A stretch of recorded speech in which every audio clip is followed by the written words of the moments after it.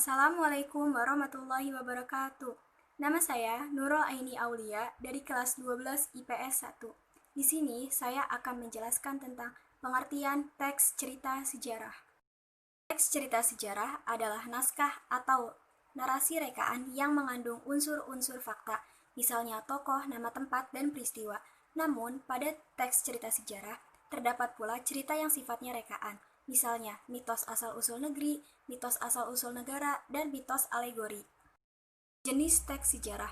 Secara umum, teks cerita sejarah dibedakan menjadi dua, yaitu A.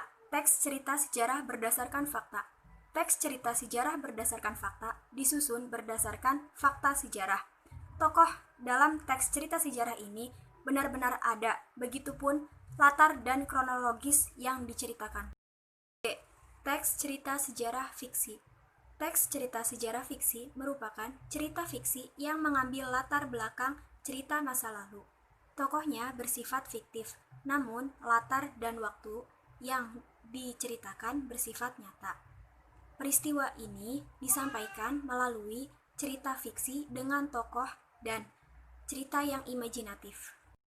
Struktur teks cerita sejarah. 1. Pengenalan situasi cerita atau orientasi.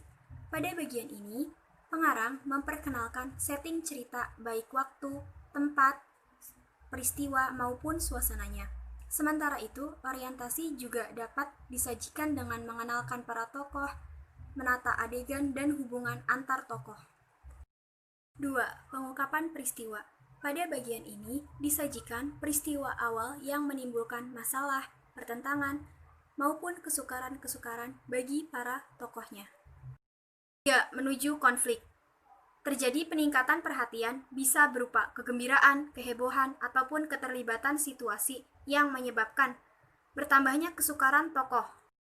4. Puncak konflik. Pada bagian ini disebut juga sebagai klimaks. Disinilah hal yang paling mendebarkan, sebab di sini juga yang menentukan bagaimana perubahan nasib tokohnya. 5. Penyelesaian atau resolusi.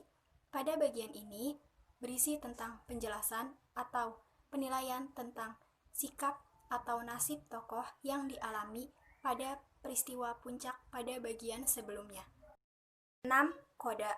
Pada bagian ini berupa komentar keseluruhan isi cerita yang fungsinya sebagai penutup. Komentar dapat disampaikan langsung oleh pengarang atau mewakilkannya kepada para tokoh. Fungsi teks cerita sejarah. 1. Fungsi edukatif, yaitu bisa dijadikan petunjuk dan pelajaran bagi kehidupan manusia dalam berperilaku. 2. Fungsi rekreatif, yaitu bisa memberikan rasa gembira dan senang kepada si pembaca tersebut. 3. Fungsi inspiratif, yaitu bisa memberikan inspirasi, imajinasi, dan kreativitas dalam keberlangsungan hidup berbangsa dan bernegara agar lebih baik lagi. 4. Fungsi instruktif, yaitu bisa sebagai alat bantu dalam pembelajaran. Unsur pembangun teks cerita sejarah terdiri dari unsur intrinsik. Ada tema, alur, latar, tokoh atau penokohan, sudut pandang, dan amanat. Unsur ekstrinsik terdiri dari unsur sosial, unsur ekonomi. Nilai-nilai dalam teks cerita sejarah. 1. Nilai budaya. 2. Nilai moral atau etika. 3. Nilai agama. 4. Nilai sosial. 5. Nilai estetis atau keindahan. Kaidah kebahasaan dalam teks cerita sejarah. 1. Menggunakan banyak kalimat yang bermakna lampau. 2. Menggunakan kata yang menyatakan urutan waktu. 3. Menggunakan kata kerja yang menunjukkan suatu tindakan. 4. Menggunakan banyak kata kerja yang menunjukkan kalimat tak langsung sebagai cara menceritakan tuturan seorang tokoh kepada pengarang. 5. Menggunakan banyak kata kerja yang menunjukkan sesuatu yang dipikirkan atau dirasakan oleh tokoh. 6. Menggunakan banyak dialog. Hal ini ditunjukkan oleh tanda petik ganda dan kata kerja yang menunjukkan tuturan langsung. Sekian yang bisa saya jelaskan, kurang